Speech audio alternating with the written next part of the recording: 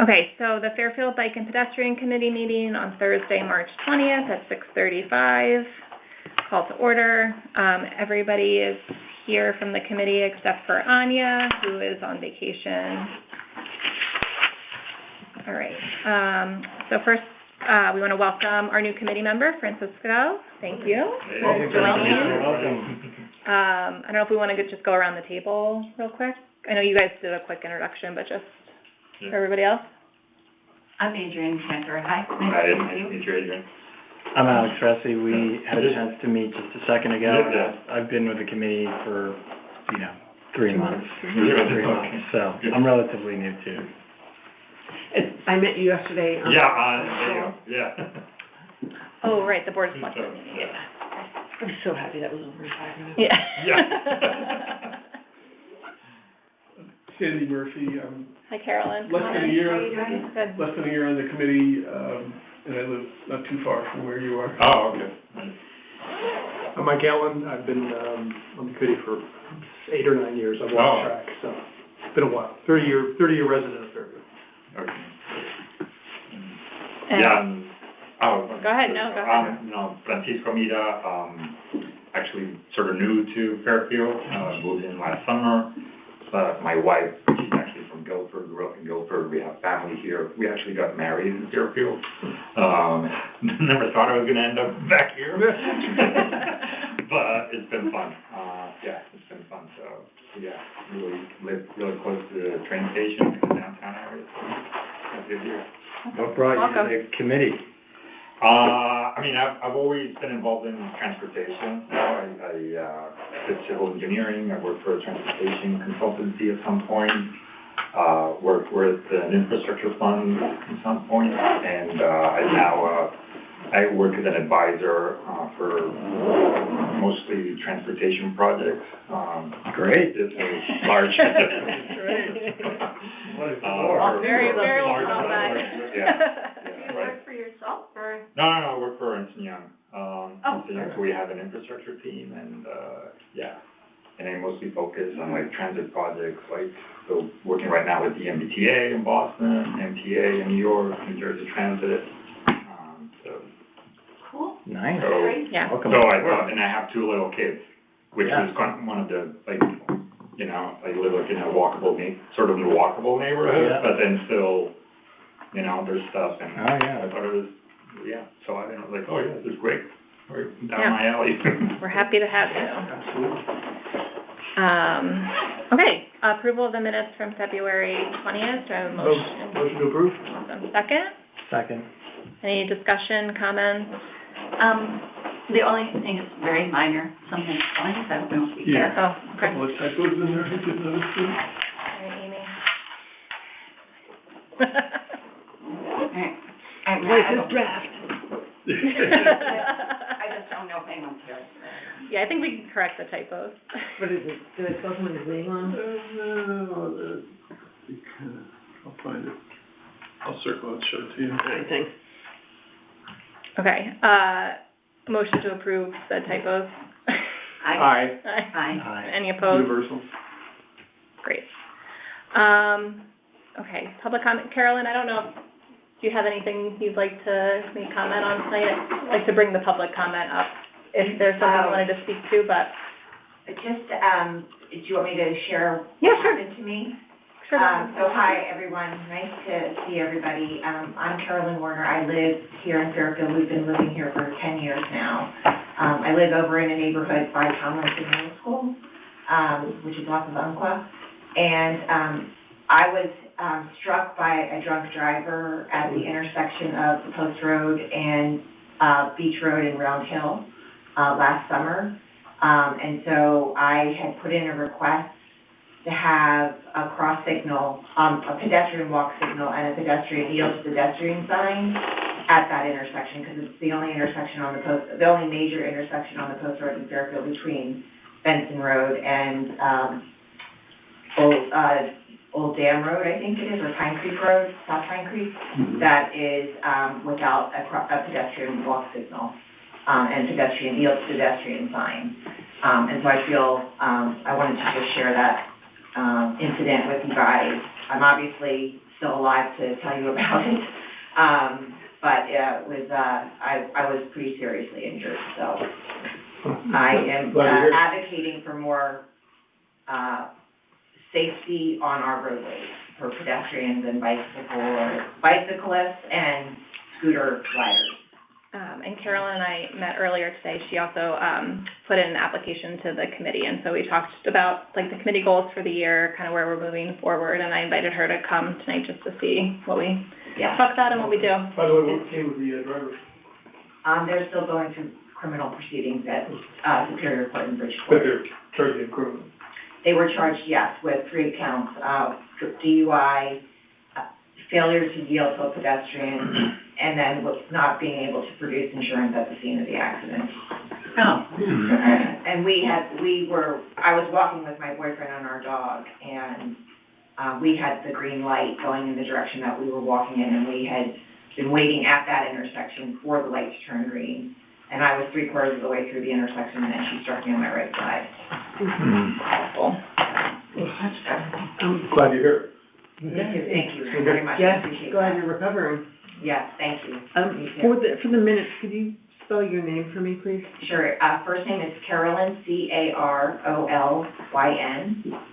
and my last name is Werner, Werner. Was your boyfriend hit or? No, fortunately not, and neither was our dog, so I was the one who Oh, was so it was the an brunt of accident. the accident. Thank you for sharing and for coming tonight. Thank you for having me, I appreciate it. Santina, do you have any update from the health department? No updates from health. And, sorry, go ahead, Amy. No, you can go. Okay, I was just gonna ask if Mary was on the line. I don't think so. Santina, hi, this is Amy. Hi, Amy. We added a new section on the agenda, old business, and I don't remember who was to do, checking on the status of the bike racks with DPW, but there was something, that was on the minutes. Okay, yeah. Had an action item for you, not last month, but the month before. Yeah, Amy, I know I sent out an email and I didn't hear back, and it completely slipped my mind. I'll follow up right now. Thank you for the reminder. Great, thank you. Thank you. Okay, moving to the chair report. Sorry, can I interrupt for Yeah. just a second? Because I have a hard stop at 7:20. I just want to recommend the book to everybody around the table. I see heads nodding already. Yeah. In fact, this is the book that the guy from Stanford mentioned. I highly recommend it. It's Killed by a Traffic Engineer, all about the traffic engineering business, what it means to be a traffic engineer, and all the shortcomings therein. And I found it illuminating. I thought it was really pertinent. So I'm recommending this to everybody here. It's at the main library. Yeah, I think Adrian's why we have a copy at the library, right? Thank you. Yeah. I highly recommend it. It's very readable and very quick, yeah. And the guy got his PhD from UConn. Yeah, it's really, actually, if you haven't read it, really important for this work to kind of be on the same page. That, and there's Confessions of a Traffic Engineer, too. I don't know. No, I don't know that. I have a copy if anybody'd like to borrow it. I'm writing that down. I came here by way of the library to request Paved Paradise, Okay. which is another book that's been recommended to me by several people. And another book which I've read, which I would highly recommend, and you don't need to read it, every word is a brick, is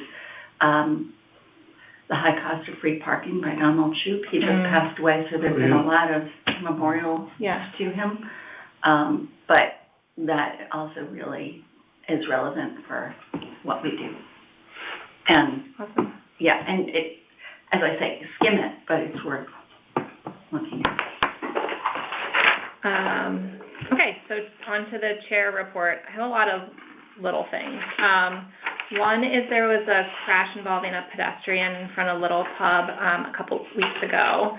And this one's really kind of interesting because the woman, or I forget, student, were crossing at a signalized crosswalk, and they did not wait for the signal and then they were hit by a car. So the pedestrian is also at fault because if there's a signal, you're required to wait for the pedestrian crossing, and I think it can be confusing with a lot of the stuff that's out there saying like pedestrians have the right of way, cars are supposed to yield to pedestrians, because whoever was hit thought that she was correct because pedestrians have the right of way. So that's a very like specific thing that you are required to yield at a signalized crosswalk.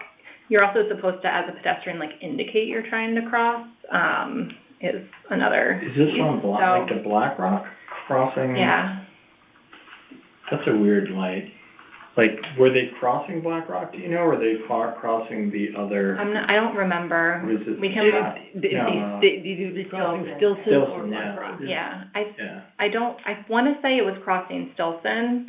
I can't imagine you would try and cross Black Rock but I'm not sure. So it's just an awareness thing for everybody. And I think if we can find a way to post something like that to signal, like to share the difference on social media, that would be great. Because the other thing too is like now we have the intersection at Old Post Road where Connecticut DOT put in a signalized cross across Post Road, like by the library. But if you're crossing Uncala or Old Post, there's no signal.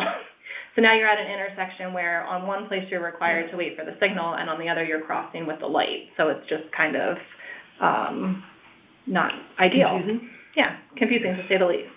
So I wanted to bring that up. And so if you see any crashes involving pedestrians or cyclists specifically, let me know. And I've been communicating with the PD just to get some additional details so we can kind of know what to do with some of these that come up.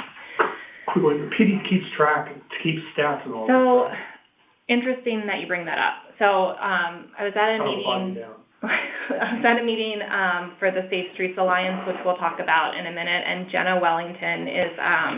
She's like the public information officer, the public-facing officer. And so for the Safe Streets Alliance, she had pulled together some data for like when a pedestrian is hit, kind of who's at fault. I guess there's no fault in Connecticut per se, but like who gets issued a warning or a ticket or something. And it's like almost 60% of crashes, the vehicle is at fault. But in other percentages, I think it was, I don't know, don't quote me, like 15%, the pedestrian got issued something, 4% the cyclist, some percent nobody. And so I asked her, I'm like, we want that data. And she said she had to go into each individual report to pull that information out. So the police currently are not tracking pedestrian crashes the way that we want them to kind of do it. She said she can definitely, once she gets approval from the higher up at the traffic, in the traffic section, she can share that information that she's already kind of done the diligence on with us, so we can have that like going backwards. We still have to kind of figure out a way going forwards. That's part of this book, was how collecting on a national level data and how it's so different in all the jurisdictions. Yeah, it makes it challenging. Super challenging, I didn't realize. Anyway, sorry to bear. That's okay. I think what you're talking about also goes back to something that we've talked about before, which is just like a social media plan and getting the word out about. Yeah, so for something like, I hate to put it on pedestrians and bicyclists too, but unfortunately, people who are at greater Call risk. Spade a spade. Yeah, I mean, I agree. I had actually reached out to Sarah. And I was like, do you have any details? Because I was going to post it until we found out, like, we wanted to talk about it because we weren't really sure, like, how we wanted to present it, right? Because the pedestrian was at fault. Legally. Legally, right? But so still, like, it legally doesn't change the fact that you broke your leg, right? Right. I was just going to say there's a guy who lives in Fairfield, Tom Corsillo, maybe some of you know him, Yeah. On the TPZ. And he does some great LinkedIn posts where he speaks to a camera and basically talks about some aspect of housing. That's usually the subject area that, that's and he also is one of the producers for a podcast series on housing. But he's really effective at just saying, I'm going to take a small piece of housing and explain it to you. And I'm wondering, like, we could do that. We could have something that could be a link on, Bill's newsletter, that there are like a variety of ways we could do it, but it doesn't need to be associated with this particular, crash. Well, right. But could still alert people, like, these lights have been introduced, everyone needs to pay attention to the rules. Pedestrians, be aware that, if there's a light, this is how it works. I mean, in a way that's more alluring, that would get people's attention, but anyway. We do have, as part of, we're jumping around a little bit, but the Safe Streets Alliance has a potential video component that we're doing, so maybe we can just put a pin in that for now, but. That's even better. Yeah, but it's, we're not necessarily going to address that particular thing, but maybe if there are things like that as a committee we would like to have video on, we could maybe work with them to figure it out.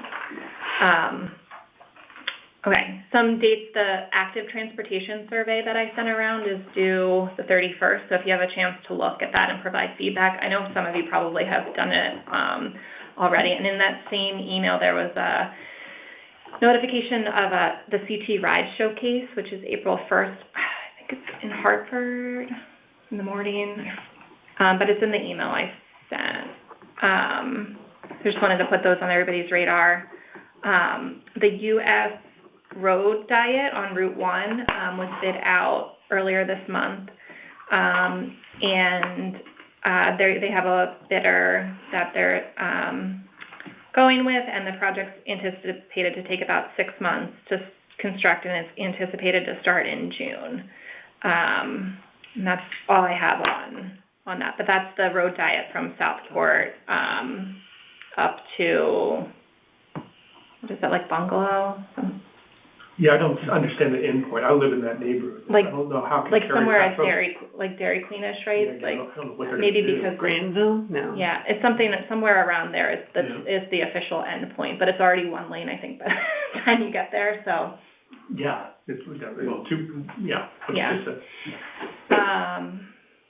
Okay, and then committee openings, we still have one opening. Like I said before, I met with Carolyn this morning, and then there's 2 other people who emailed the committee email address within the last month, and I'm meeting with one of them tomorrow, and I haven't heard back from the second. So, and there were a few other applicants, but they're all Dems, and so I think we have to kind of pause on that. But I'll keep you updated. And again, if you know anybody, please encourage them to apply or reach out to me. The vacancies are all ours. Technically, we can have an independent, so unaffiliated or independent or registered Republican would be the preference. Really, we just want a good candidate. The committee charge was officially approved by the Board of Selectmen yesterday. Amy presented it for the second time for us. I think Anya emailed. There was the reason why she gave you context for why she was asking for everybody's district, right? So as part of the committee charge presentation to the Board of Selectmen, Brenda Kupchik asked if the charge could incorporate that you would try to get neighborhood representation from all the different neighborhoods in Fairfield. So we took it to the town attorney, and basically no other town charge or charter has that in it. Also, nobody else around us does that. And I do think we try to kind of comply with the spirit of that, because we, when you're talking about walking and biking in Fairfield, not all neighborhoods are the same. So I do like to try and get a variety of people, and then when we looked, we kind of do have it. So it passed without issue, not adding the language for that in, but just so everybody has the context. And then there were 2 other asks from the town One was the CT illumination survey. So the state is going to be looking at pedestrian crossings on state roads for those that are not well lit. So the Beach Road and Post Road was an example Bill Hurley gave. If you can think of any other state roads that I think they have to have existing crossings, but that are not lit, let me know either now or probably by the end of the week, and I can get back to Bill. And then the other one was arterial road markings. So this is not limited to state roads, so roads throughout town that are considered like an arterial road, so like Mill Plain would be an example. I think Bronson is an example. It has to be a certain width, but if they don't have the yellow line and or the shoulder markings, the state will come in and add those. Sorry, I'm just smiling because I looked at the project update for Villa Avenue. Yeah. And I thought the fog lines were temporary until we got the permanent stuff. They're supposed to be permanent, and they paved over them and we never got them back. Oh, okay. So we should So Villa address will be that. on the list. Yeah, okay. Can I just ask, I was kind of curious about that. It was my understanding that they were trying to get away from painted lines because it encourages more speeding, that if you don't have the line, along Fairfield Beach Road, like along the beach, like its name's on, there was an interest in trying to gauge whether it would reduce cars just on that straightaway, just speeding. Yeah, I personally am kind of torn on this because I agree, like, when you have the double yellow, it kind of indicates to people that they shouldn't be near it. There's a really good video Sarah Roy has that kind of walks through if you're on a country road or something, when you're walking and like you have the double yellow and then you go from like one county to the other and the other county doesn't have it, and all of a sudden you just feel more like you belong walking in that space. So yeah. I personally am a little torn on it, but these are supposed to be higher traffic roads, I think, but. So is it just the double yellow ones, or is it the edge lines too, the fog lines, the shoulder lines, which are supposed to visually narrow the road so that cars don't feel comfortable driving as fast. And but I don't say I do think that is effective, because now that they're gone on Villa, so like right where Teddy Bear Corner is, I don't know if you guys are familiar with that, but I mean, the cars are literally this close to the curb. It's about only 20 miles an hour there. Nobody drives 20 miles an hour, but I mean, I actually have to pull my dog back because I'm worried that if he just turns his head, he's going to get hit because they're so close to the curb. Yeah. Because the lines aren't there anymore. I mean, they did it when the lines were there, but they did it a lot less. Would it be possible to request the lines along the side, but not the yellow? I don't know. We can ask. We can look into it. I have a feeling the answer will be no, but it doesn't hurt to ask. Okay, I think that's it for me. Mike, I just kind of turn it over to you for health. So Healthy Kids Day is the 26th. April 26th from 10 to 1. Gathering around the YMCA on the Old Post Road. I have confirmed the email with Nick at Yellow Ribbon Health. Will be there supplying helmets as well as staff to help fit them. I did put the question to him that bubbled up from somebody. I don't know where it came from. Is there a difference in quality? He wrote back, the only difference would be vanity, not safety. Helmets we have are specifically CPSC approved and recommended helmets. If they want fancier ones, they're going to have to find a different funder. These helmets meet the safety criteria, absolutely great. Tell them not to conflate quality with vanity and focus on the safety aspect, which is the purpose of the event. So, kind of confirmed what I suspected there. I don't know if you had that thought. If they have another vendor, that'd be great, but we're very happy with what New Haven Health is providing. Thanks for asking, Mike. Yeah. Did we do where that comment came from? I think Anya had brought it up because her kids didn't find them to be the most comfortable. Oh, okay. after. They were like very jazzed about getting them, and then she found that they didn't actually use them because they weren't comfortable, but, Okay. maybe they have changed. I think you said they were adjustable last year. They've always been Okay. adjustable, they have like a thing, and the thing Yeah. is, you have to trust that the thing under the, and the parents do need to kind of adjust that, especially when they're 5, they turn into 7-year-olds like that. Yeah. Their heads grow, and so you do have to kind of maintain that. But, the idea is keep their noggins from getting squashed rather than slipping. Yeah. So, And then what do you need? Do you need people there that day too? I would invite anybody who wants to come. Okay. The last 2 years ago, between the New Haven folks and myself, and we had a couple committee folks there, and that was enough.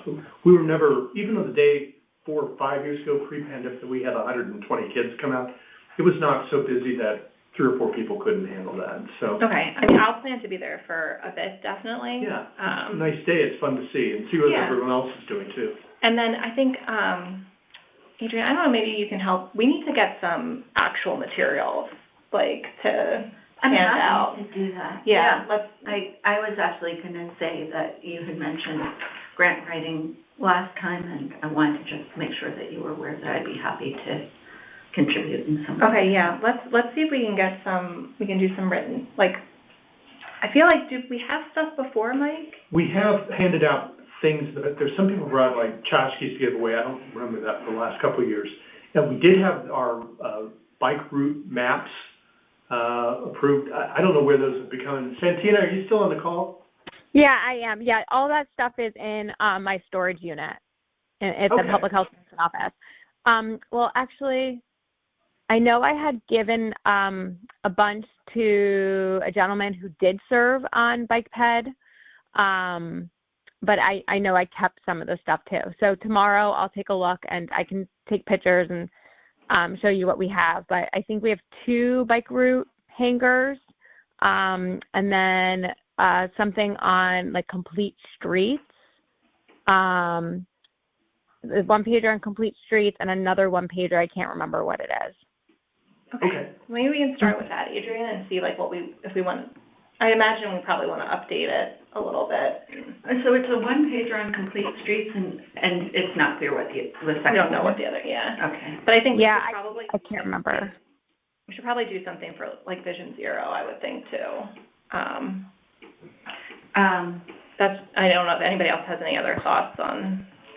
Well, you guys also send around the thing about like The e-bikes? Yeah, and maybe it's an opportunity. We gotta talk about We it. gotta see. It's on our list, right? Yeah, yeah. All right, let's And I guess also, I mean, just thinking quickly, I don't wanna get too caught up.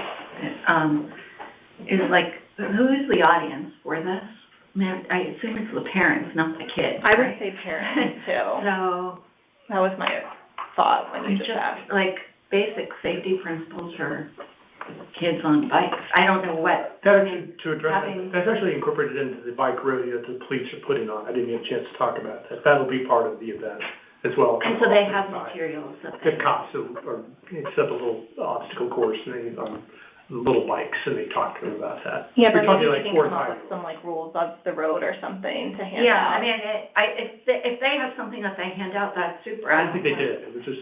So maybe we should be speaking with them. We can ask Jenna Wellington. She's who we've been working with on the Safe Streets Alliance, and she does all their like PR stuff and She does PR for the police. Yeah, so we can. That would be great. We can ask her if they can come up with like something from the police perspective too. Yeah, right. I mean, it's not like she's probably better equipped to do that. Yeah. Yeah, We as a committee still need to come up with like the complete streets literature if we want to use that, and then if we want to do something different.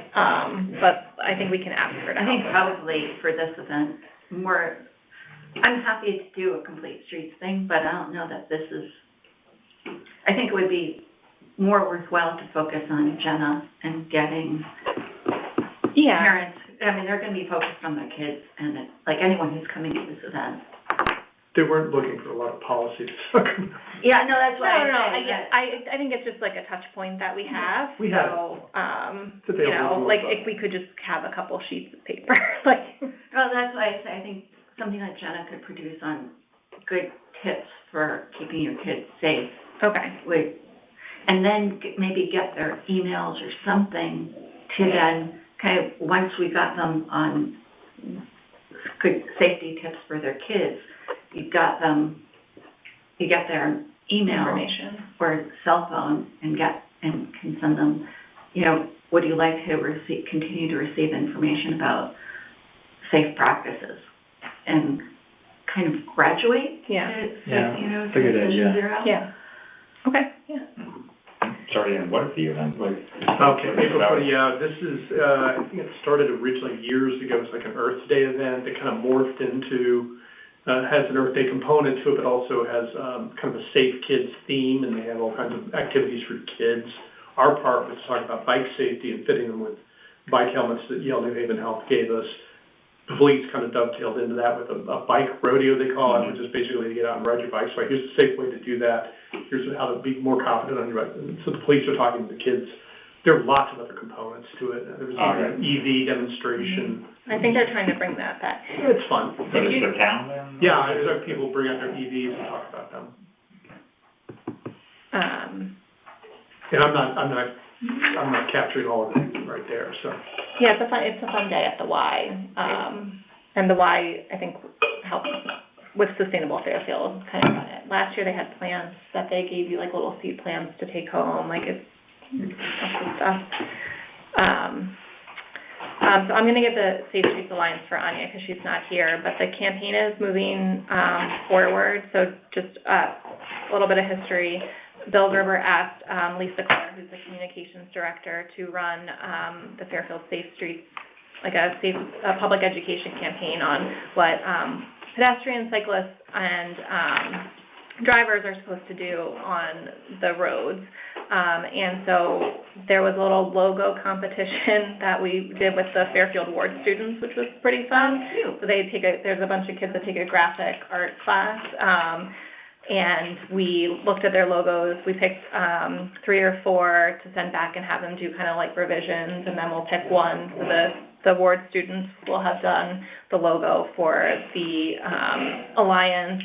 And then Lisa Clare is working to get like sponsors for the campaign. So looking at like car dealerships and things like that to kind of give money so that we can then have money for materials to hand out. So print materials, I don't know, there's been talks about buttons and magnets and all sorts of little things.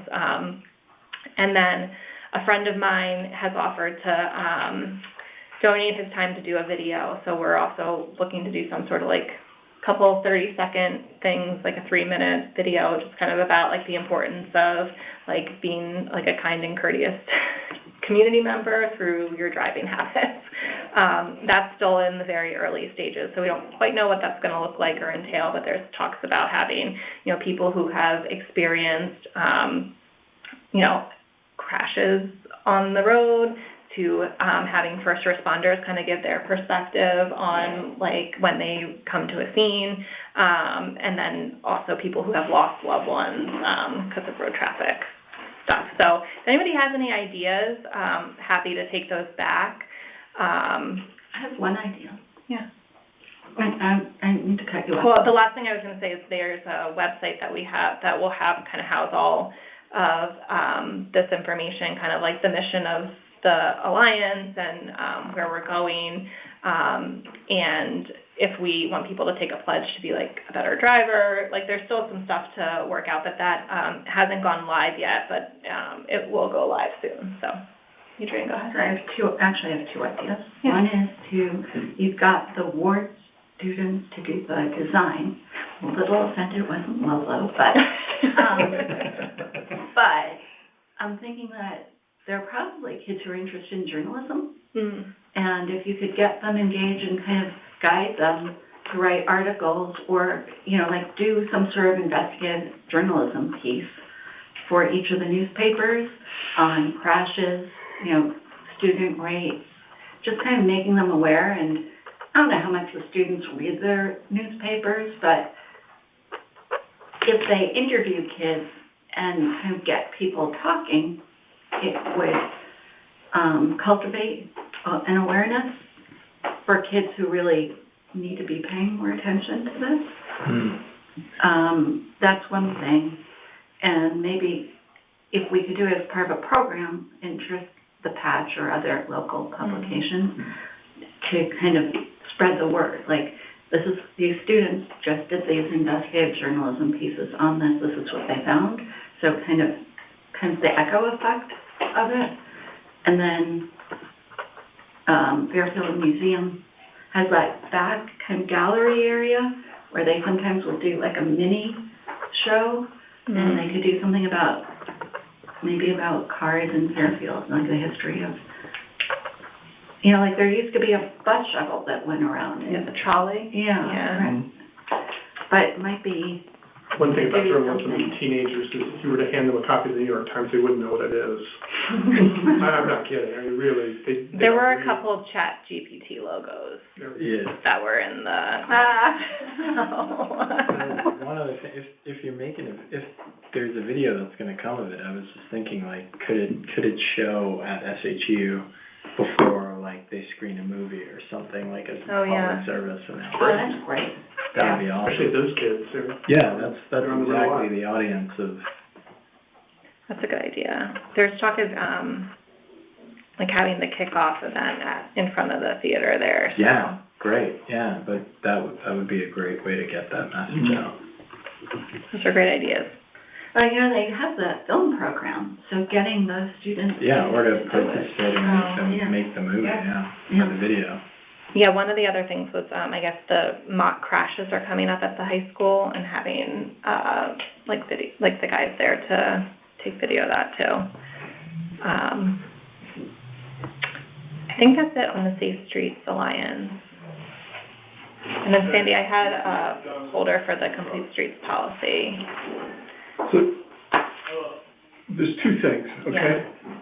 I was assigned the charge of trying to update the bike and ped master plan that had been developed in 2013. And I think the thing that's on the agenda here is the thing that Jeff Randolph is actually spearheading. So I think, and I've been working with him on it, but so I think I own this is let me try and clarify it. Okay. So I think we should park the bike ped master plan because I think that's now that like I looked at the Complete Streets policy update that Jeff's working on and I saw comments, I think we have to get aligned on next steps for that. I think I'm seeing this as like two main things. One is we had the Complete Streets policy that was from like 2011 or 2013 or something that was endorsed by the Board of Selectmen. That's the policy that Fairfield won got a lot of recognition on. It's based on Smart Growth America's criteria. That now Smart Growth America's criteria has changed. And so we have to bring the policy up to the new criteria for Smart Growth America. And that's what Jeff, in his free time, has been assisting with kind of starting. That's one piece. That's important because the local traffic authority now the Fairfield Traffic Authority kind of needs that in their decision making. So that's, I think, the priority going forward. Then there's the ped master plan. And I think what is going to happen is once we get the Safe Streets for All grant moving forward, then the outcome of that will replace the 2013 master plan. Okay. I mean, there's a lot that's really kind of dated in here. And so I think what we should do. Updating it doesn't really make sense. I think what we should do is pull out any relevant things in the master plan that we want to make sure haven't been addressed, that we want to make sure should get addressed in the future plan. But I think the planning will come through the consultant that we're going to hire to do with the planning grant money. But I think you, me, I don't know if Adrian, we need to get a small working group to help Jeff move the policy, Complete Streets policy forward, because I think the next step is to involve members of the traffic authority in reviewing it and getting alignment and consensus on, there's a lot of stuff in there that we need to get consensus on with the relevant departments. So I think it's bringing in like Emmeline from planning and zoning, and probably Bill and or Mega in their, not in their Fairfield Authority hat, but in their engineering hat, and then get us all kind of in a room to kind of go through the policy.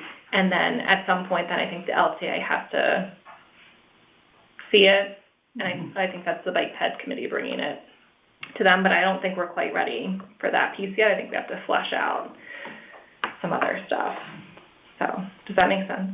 Yeah, no, I mean, there's so much overlap, actually, and I was kind of waiting on Jeff's piece to really start making any big changes to this one, so what you're saying makes total sense. Okay, so I think, I don't know, Adrian, I know it's hard for you to... I can't really do meetings or live. I mean, once in a while, but I can't. Yeah, I'd like you to be involved. I feel I'm happy to have a role, but I can't. Yeah, so we should figure out with Jeff, because I know he's been going through like the comments and cleaning it up, and then once we get that, I think we have to get buy-in from, you know, planning, zoning, engineering, and probably the chair of the LTA we should get. So the one thing, and you were probably already aware of this, but it was news to me after I had done my first read-through of it, and I put in some comments, and I said to Jeff, I was thinking, you know, like,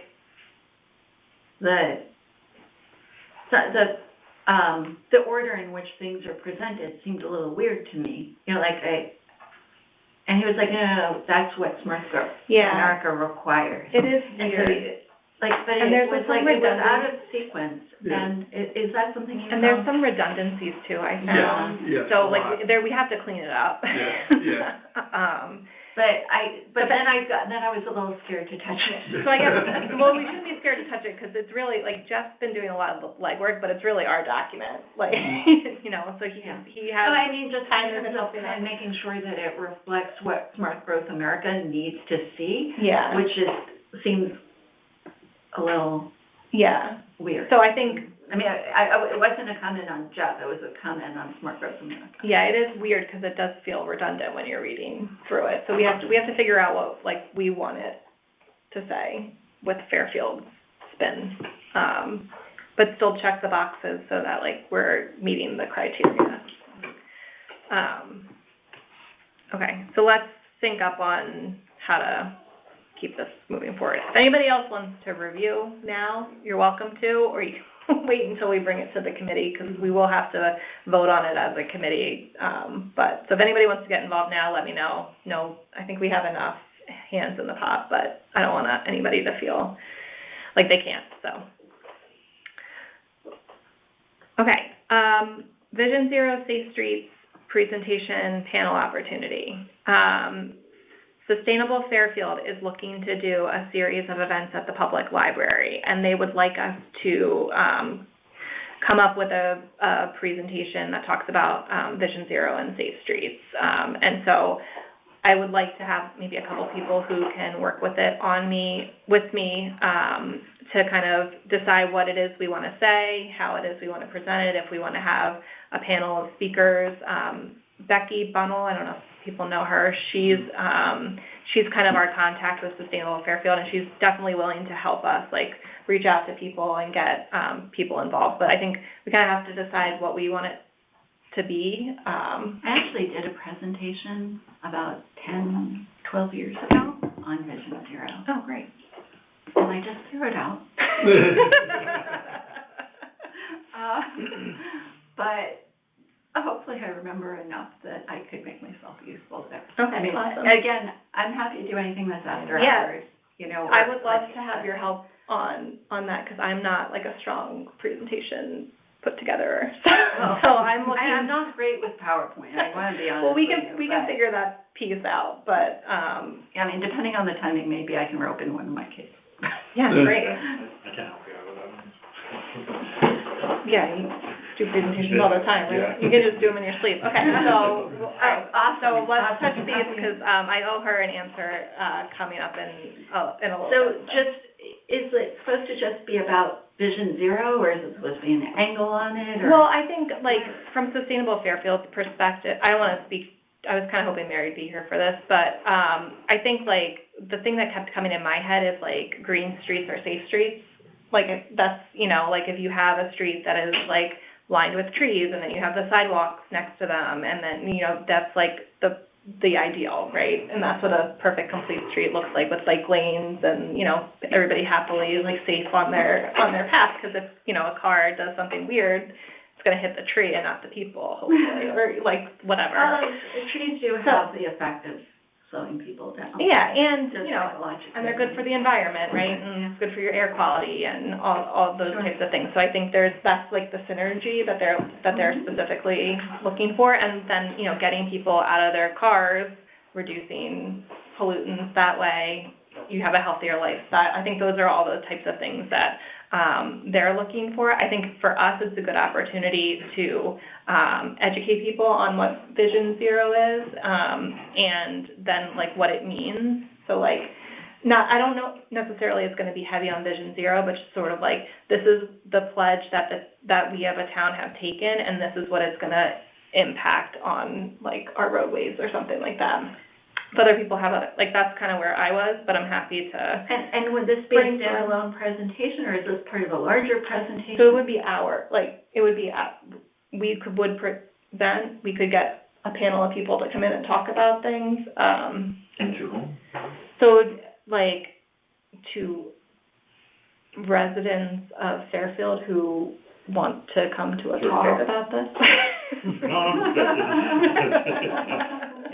Yeah. So, and then the Safe Streets Alliance, I think, would probably be involved, as kind of like a tag along to kind of talk about the campaign and things like that. But it would be like hours to kind of formulate. I'm happy. And they're talking about June. Oh, that's coming right up. Okay. Yeah. I actually am working on a little discussion right now about transit-oriented development, which is happening on Monday, if anyone's interested in attending. On Zoom. Okay. Yeah, you should send it to us. Yeah, I'll forward it to you guys. Yeah. And I have a LinkedIn. I don't know if I'm connected with you on LinkedIn, but. My LinkedIn still says I work at a company I haven't worked at for 10 years. I haven't updated mine since I started my last job. Okay. Why don't I send it to you? I'm not sure. Send it to me and I'll. Link Okay. outside of the, well, I have it like in my invite, like an invite, but, Okay. I'll send you the Zoom link, and then maybe you can. Yeah.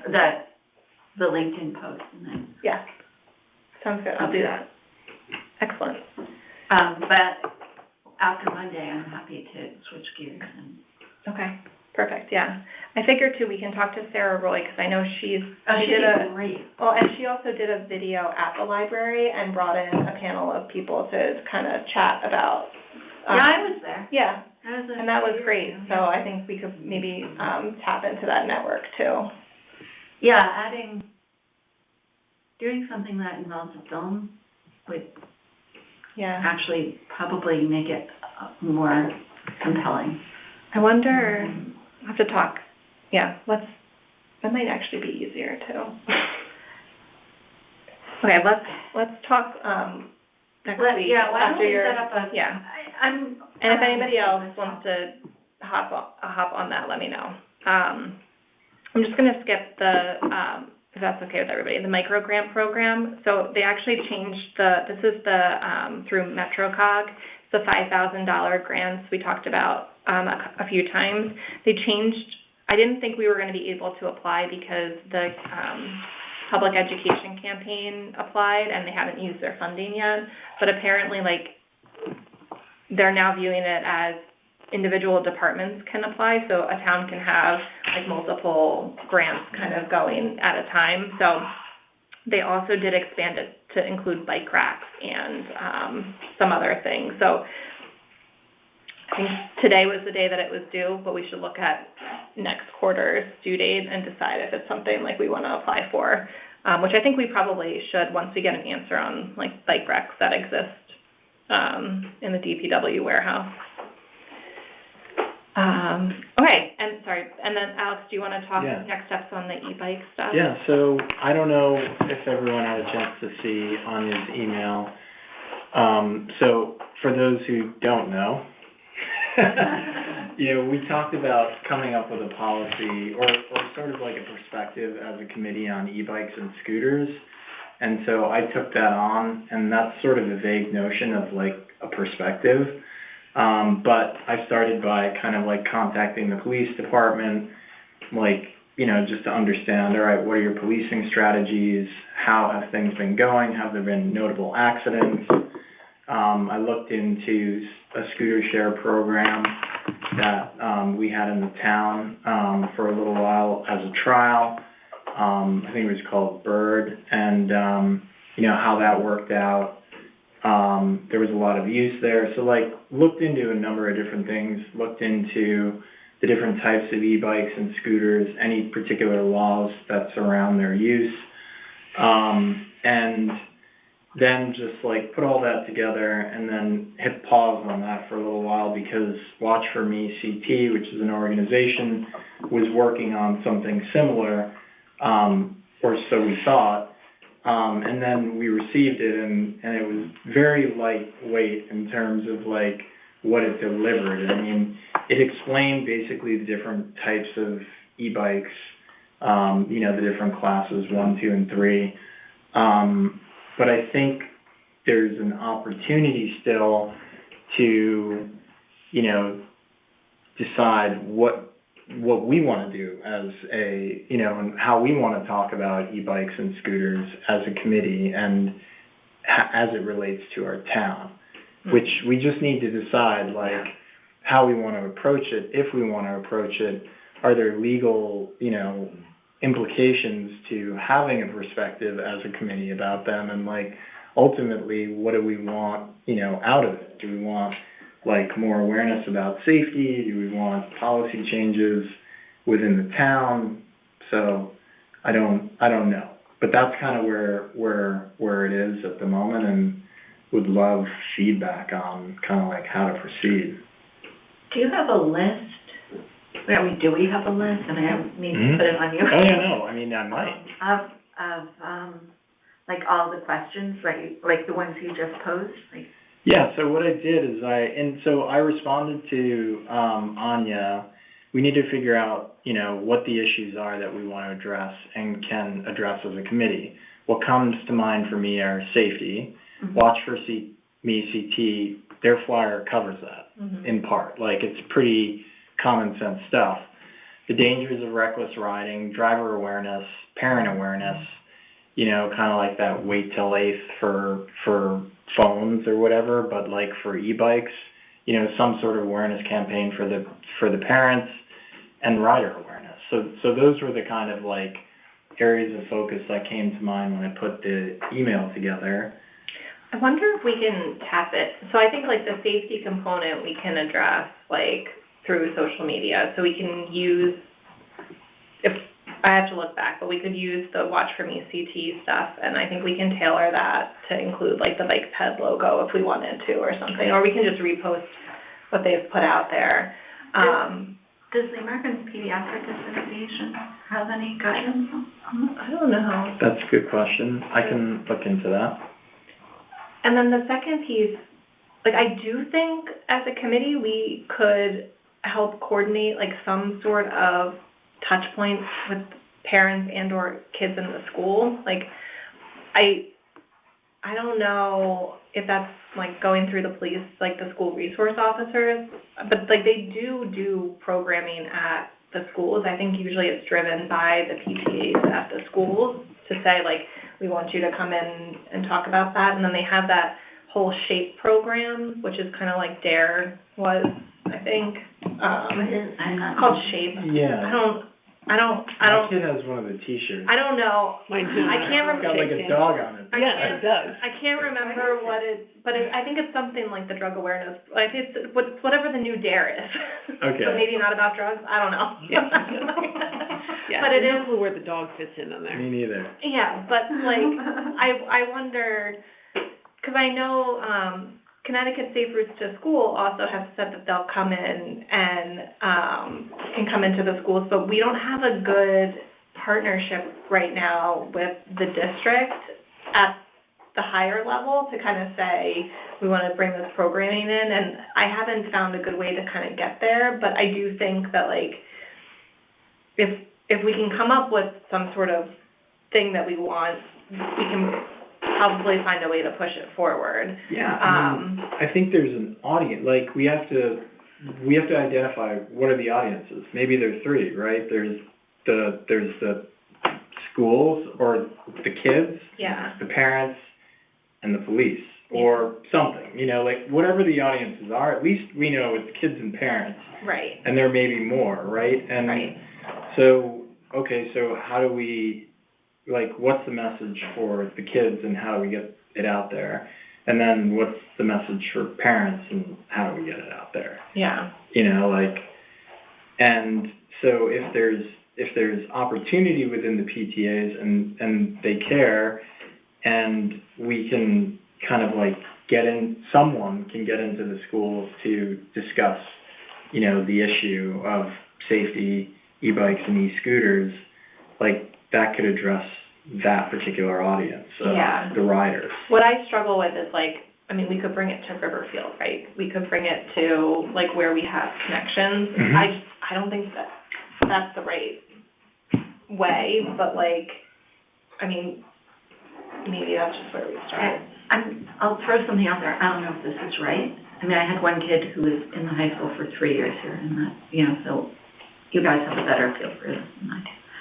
But all of the schools have websites. They all have parent nights. And so having handouts that are distributed at parent night, and also just say, and we have this information on our website also. Yeah. You know, And the other there's thing a is, QR code or something that, because the. I can sites are, definitely you know, bring it to, like, the PTA council, for example, and, like, if we have a flyer that we want to disseminate, I think that they would disseminate it for us, like, through their respective groups. But again, it's still so decentralized, like, Well, that, I think that's a that's an great place to option. start, is maybe just having an audience and asking what, you know, using that forum to gather more information about what the parents at the what the PTA council would like to see from us too. Because maybe they'll have ideas, because, you know, look, my son's been on Mom's Fairfield, like, in videos for the way he rides his bike, for sure. And, you know, it's amusing and also not. But the point is, like, people care and would like to see some, like, you know, like, they would want something. I'm sure they'd be like, oh, you feel like you can help here? Like, yes. But I think having a discussion with, or like getting in front of the PTA council and getting some ideas about it would That's be a great. great idea, just You to know, ask. just to solicit, like, hey, we've seen that this is an issue. We've been in touch with the police department about it to understand, like, how they're dealing with it. But in some ways, like, they can't do anything. Like, that's what we learned. They're like, they can't ticket them, or they could, but they're not going to, Right. because then they have to go to court, and, like, the parents would be pissed. Yeah. So they're not doing anything. So we need the parents, and we need, like, you know, awareness, you know, through the channel of schools, and, you know, they may have a better idea of how to address it, because I don't know where it starts, you know, like, it starts probably in middle school and high school, and those are the audiences that, you know, Definitely middle school. Yeah. You can't drive. Yeah, you can't drive, right, exactly, You can't it's drive, middle but- school, but right. You need to get places. Yeah, I mean, if we go to the PTA council and we say, you know, we see this issue, this is a flyer, like, we can do other things if anybody has any other ideas, I think Mhm. they'll be fine with that. Can you put on the Town of Fairfield website, like, So Bike Ped has a website that we can put stuff if up we on. if we started by putting it there, just as like a first stop, and say, hey, look, we have all these resources, we would like to now create some things that would really, like, that are kind of objective and just like, Yeah, everything, I mean, I like that. I don't know if anybody's, I had actually sent an email just about that, because I'm looking for something else, and I went to our website, and it is woefully outdated. The only thing that looks like it's been updated at all in any time recent is the people, and even that's outdated, right? But I mean, there's an events link, and there hasn't been an event posted on there since, like, there was the bike rodeo from 2022, and there were, other things haven't Or the been master plan. updated since 2008. That's a good master plan. It's a good one, So- like, oh, it has to be renewed every 5 years, you're like, wait, what? Yeah, so anyways, I sent the email saying, like, because I don't know who's in charge of updating that. Is that something that, like, we have to work with Lisa Claire with, or is it somebody in No, the it town, would be or? like, I think we have to work, through Jen, probably, to the Mary Jen Mao. Carpenter? Yeah, Mary Mao, who's the webmaster. I think it's just a matter of sorting that out. Jen can definitely update our page, I think. I love the idea of, like, so what I really like the idea of putting it on the website and as a start, which just means it helps, like, the objective is get it organized, right? Yeah. So then it's like, what I can do is take a stab at organizing, so it's like, all right, e-bike types, e-bike safety, and we can take stuff from the Watch from ECT and other, and then, we can say, like, we can have a section for parents or something. And then it just gives, like, some guidelines that I can take a stab at in terms of age or whatever, and then distribute it to the committee for feedback. And if we feel like it gets to the place where it's postable, we try and figure out how to get it on the website, and then turn it into a printed form so that, like, we can... Who's more equipped can, you are probably more equipped, I'm not, at using Canva or something just to make it look. Yeah, like a... Oh, I suck at Canva. Me too. I'm still trying to figure out how to, like, not get it to post to a story so that I can actually, like, post on Instagram. It's killing me. All right, so Teenagers, Amy. I'll take that They don't action know of Canva just either. organizing the Have you information. sent to the stuff Keeps in wanting to post my personal it's photos. something, No. and Yeah. if we could add, like, if the American Pediatric Association says this is the right age The for, Canva, the social media part. and we could create She can something create that stuff. from their The stuff. background. Yeah, right. Oh, I didn't know that. Like, might as well start, like, actually put something up rather than waiting till we hit perfection. Yeah, I mean, we could throw And the then- Watch for ECT stuff up. I'll look at the American, We can post pediatric. that stuff on social media, the Watch for Me. I've been trying. Trust me, it's not for lack of trying. It keeps doing it as a story, and then I can't get it You to... can do it as a story. Well, I know, but I want it to be, like, those disappear after 24 hours on Instagram. And I can't seem to link it, the bike Do we ped have a Instagram. Facebook? Yes, but I can't seem to link the Facebook and the The Facebook's really hard to. Instagram account, so every time I post something on, or to the story for the bike ped Instagram, it posts on my personal Facebook page, which is fine too, but that's not what we're trying to do. Okay. So yeah, I'm struggling a little bit there. Okay. I can kick up the social media reposting of other things. I just am not a content creator, unless it has my children's face on it, which I'm not willing to put on there. And by the way, while you guys were discussing, I looked up SHAPE. Oh, okay, great. And I still don't know why there's a dog on there, especially a police canine, but the acronym is Safety, Health, and Positive Environment, and they have programs starting at the 5th grade level, which start with internet and social media safety, drug education, communication, stress management, but I mean, and then it continues with bullying, drug education, but a lot of it seems around good decision making, which this would fit. Yeah, this would fall. So, I'll look it up. Yeah, I just Googled SHAPE Yeah. Fairfield PD, and Sergeant Stahl is the school resource officer. yeah, they have a school, Person. I didn't know this, we have a school safety unit. I Yeah, knew that, but he's in charge of the school safety unit. Okay. So Alex, it sounds like one of us should get in touch with Jenna Wellington, but if she does PR for the police, she may also have materials that we could don't think the police are really touching the e-bike thing. That was my impression from talking about it. But I think maybe if we bring it up and we say, you know, we want your, because then it also, it's something that we can post, but we aren't necessarily creating policy, which is a little, I think, a little I'm problematic. honestly surprised they're not really touching, because, I mean, like I said, it's always all over Moms of Fairfield, and people are always up in arms, like, why isn't the town doing something? I'm not sure what they expect the town to do, but. That's the problem, like, they're not, I mean, they don't, their hands are sort of tied. Outside of issuing, like, tickets for things like, not wearing a helmet, which they could do, but they're never gonna do it. Like, that's what they were saying. They're just not gonna do it because it's problematic. That's exactly what, I was at one of those police commissioners, or listening in on one of those police commissioners meetings, and I guess those have been sort of, that's a thing of the past now that we have the new committee.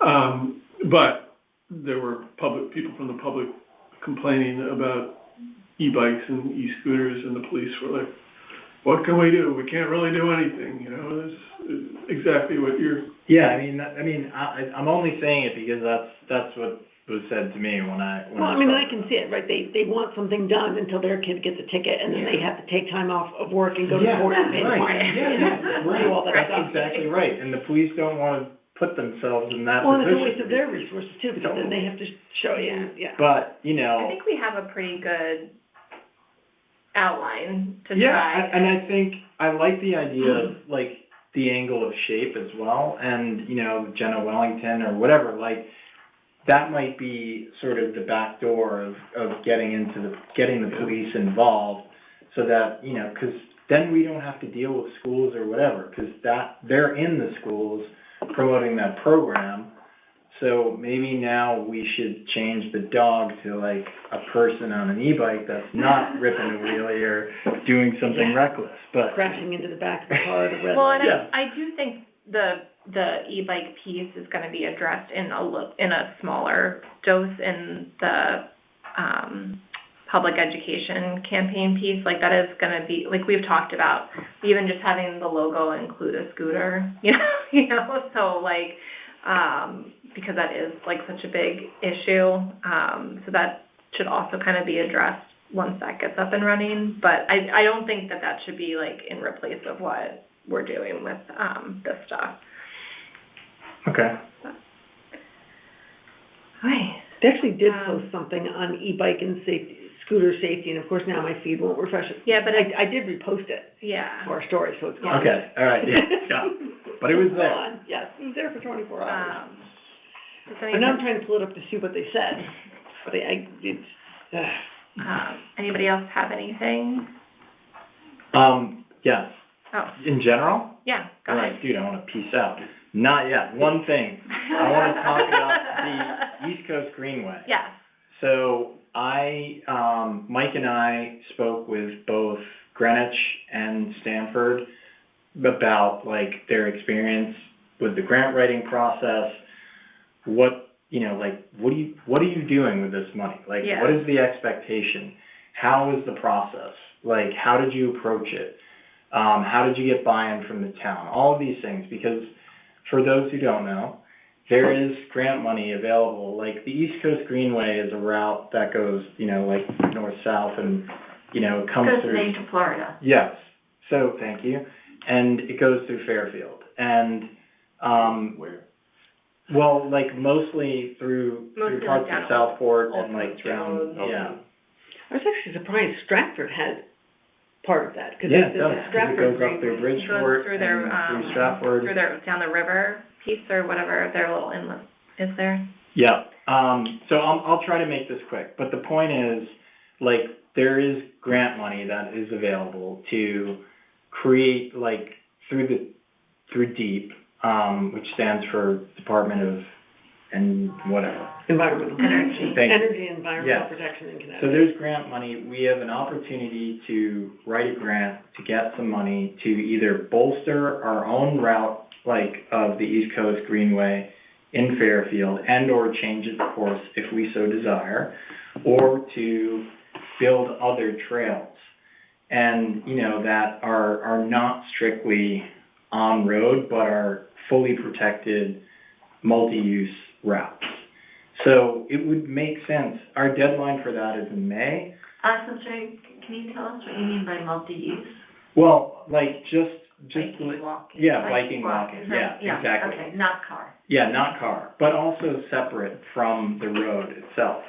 Like, because part of this That's what grant. Stratford, sorry to interrupt. Yeah, That's go what ahead. Stratford has done for part of theirs. It's like a beautiful, like, walking path through their, like, marsh or whatever. So go ahead. Yeah, so the point is, like, I would love to try and get something together before the deadline of, like, May, but that requires that we get together with, like, planning, zoning, or town engineering, or whoever, look at some routes and put together, like, a proposal for getting this done.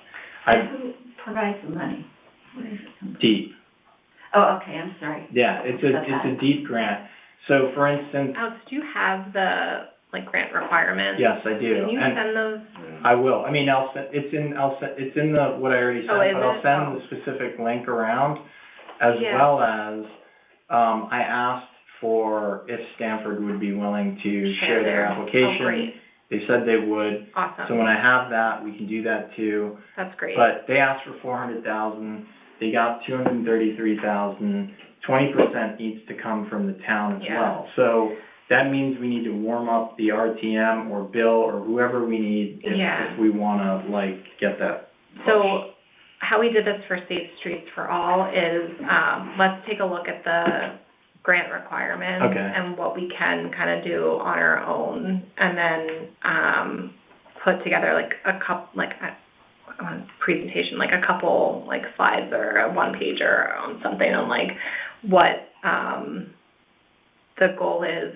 I think we have to have an idea of where we want the money to go, and then the grant, like we'll see what the grant, come up with some sort of draft for the grant. We can bring in some other folks outside the committee to look at it and review it too. And then to your point, like we can meet with engineering. We should meet with engineering. It's always tricky because it's like they don't do stuff before they're like told to do it, and like we kind of have to do some pre-work before we can go to Bill and say like we want to apply for this. And the grant writer is no longer with the town, so that's like an added complication. Is like, the guy said, and granted, he's like an engineer, but guess what? We've got someone now who's who writes grants in his sleep as well. So he said it took him a couple days. Yeah, I think we can probably pull it together, but we have to do like 98% of the legwork. Sure, yeah. And then, and then ask. So what? Especially with the. I just want to identify. Sorry, I'm looking at my because I got a bust in before 8.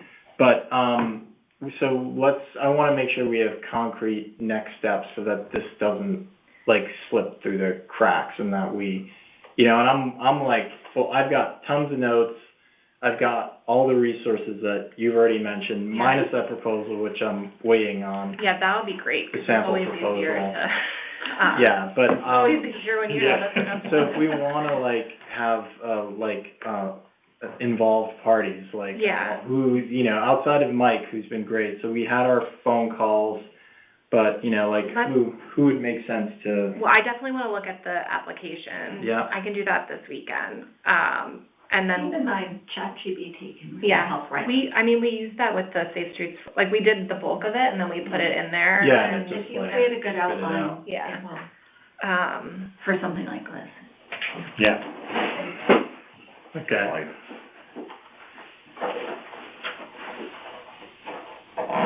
All right, so I'll, and then, so next steps, we'll share that. I'll share all the resources again. And then we should come up with and then come up with like an outline or something. All right, excellent. Anybody else? All right, that's it. Motion to adjourn. I'm like still really bad at all the Robert's Rule stuff. Motion to adjourn. Aye. Second. All in favor? Aye. Aye. All right. Have a great night, everybody. Awesome. Have a good night.